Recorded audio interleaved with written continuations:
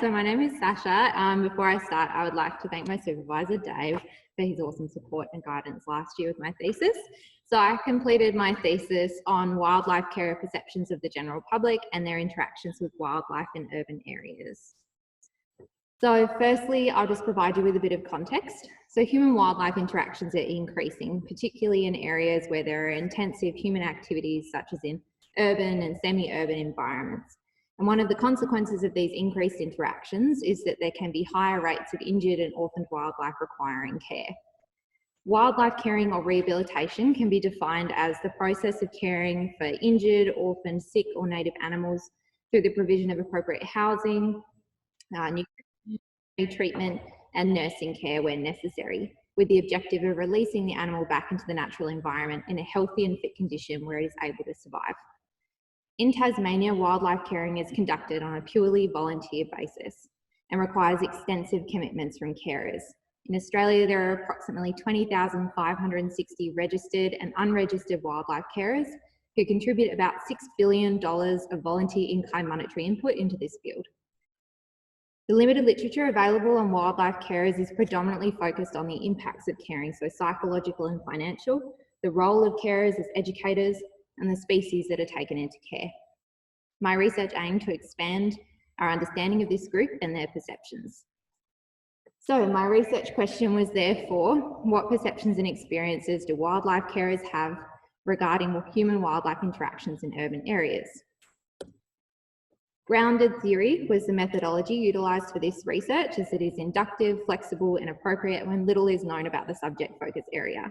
It involves saturation of data with constant comparison of codes and ideas to generate theory, which is aligned well with my chosen methods of inquiry and analysis. So I use semi-structured interviews, which is an excellent method for obtaining rich and nuanced data. And there were 12 interview questions created to examine wildlife carer perceptions of the general public, the role of wildlife carers in society, and how wildlife are being managed in cities. I then used thematic analysis to analyse the qualitative data, which is a method used to systematically identify, organise and provide insight into patterns across the data set, so themes. 11 Tasmanian wildlife carers participated in this study, and the experience of wildlife caring in participants ranged between 1 year to more than 30 years. From the research, there were 6 themes identified in the process of thematic analysis, and these were the most prevalent ideas, concerns and issues raised by interview participants.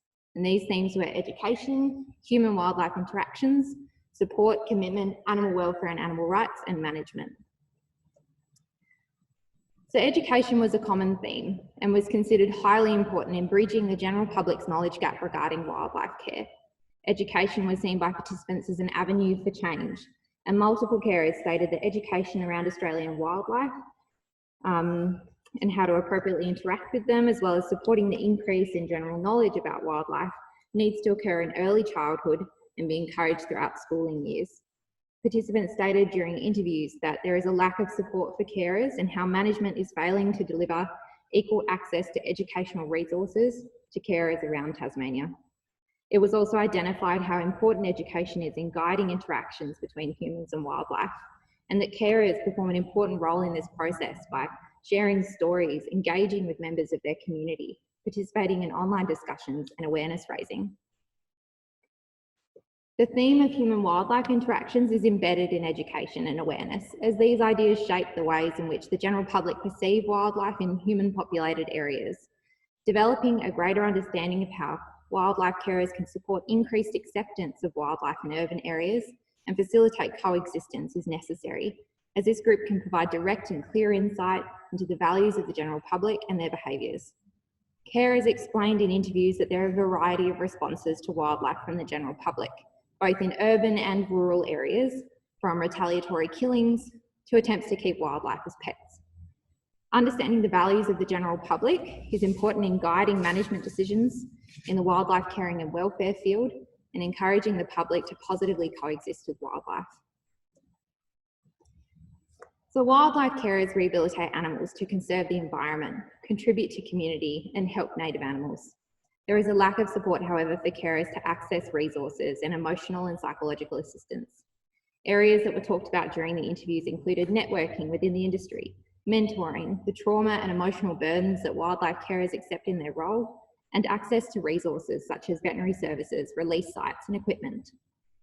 There needs to be increased opportunities for the public to be involved in supporting carers to relieve stress and pressure placed on these volunteers, increase connections and networks of external support, as well as provision of educational opportunities and avenues for wildlife carers to share their stories and influence the public's attitudes and behaviours. Throughout all of the interviews, commitment was identified as a quality or prerequisite to becoming a wildlife carer. Commitment ties directly into themes of support and education. As carers' routines and lifestyles change, carers need to be committed to upskilling and re-educating themselves, and there are time and financial commitments. Participants described the high dropout rate of carers due to individuals' inability to make time and satisfy the demands of the role. The level of commitment that wildlife carers give to their volunteer role is often unrecognised or unknown to the general public. All participants cited instances of intended and unintended violence and harm to wildlife from members of the general public. Unintended harm tends to occur through attempted care, which is linked to a lack of education or awareness about native animal needs. Throughout the interviews, there were continued references to animal suffering, animal rights to food, water, shelter and safety, animal survival, and increased impacts of humans on natural habitat, including fragmentation and the spread of urban sprawl, which can lead to genetic bottlenecks in species. Wildlife have a right to live in cities, but there is a need for improved coexistence between humans and wildlife to improve animal welfare in urban areas.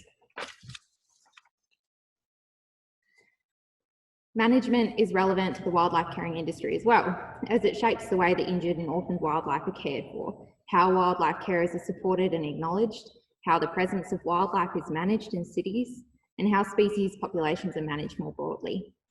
The Wildlife Management Branch of the Department of Primary Industries, Parks, Water and Environment is responsible for the wildlife that come into care and species populations across the state.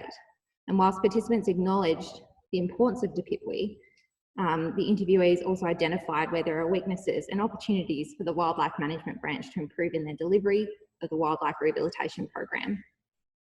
Participants argued that it is not the animals that require managing, but the people, and that government fulfills a vital role in educating the general public about appropriate interactions with wildlife, why wildlife are present in cities, and how to positively coexist with native animals. So I'll now just list a couple of key findings. So, managing for coexistence to reduce conflicts between humans and wildlife in cities is not emphasised enough by DPIPWE. DPIPWE should increase their consideration of the values of the general public in decision making, as well as utilise the knowledge of wildlife carers in native animal management. Participants identified opportunities for secondary support that would engage the general public indirectly in wildlife care and facilitate positive human-wildlife interactions, as well as educational opportunities. There is an absence of wildlife-related education in schools that perpetuates the mistreatment and lack of understanding of Tasmanian wildlife, their habits and needs, and there is unequal access to resources across the state for wildlife carers. So as with all research, there are limitations, and the main ones from my research are that the results cannot be generalised to the broader population due to the small sample size.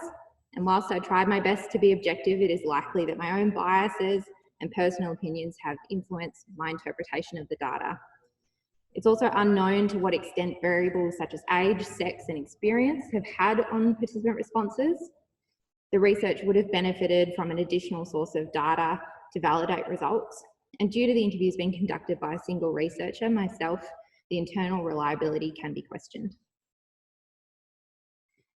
Some recommendations can be made from the research to inform change in the wildlife caring industry.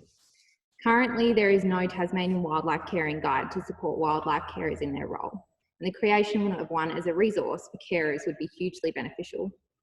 A statewide database of release sites for wildlife carers to utilise would reduce pressures placed on carers to locate these areas.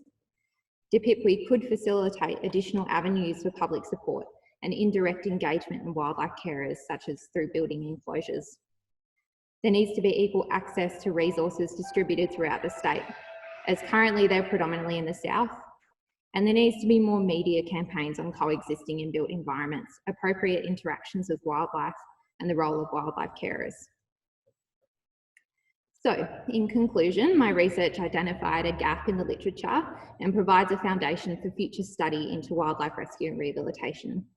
Wildlife carers can provide valuable insight into the values and behaviours of the general public, which can inform management decisions. Environmental and wildlife managers should look to utilise the knowledge and expertise of these volunteers, as this can aid in understanding values and how to facilitate positive coexistence in urban areas. Thank you.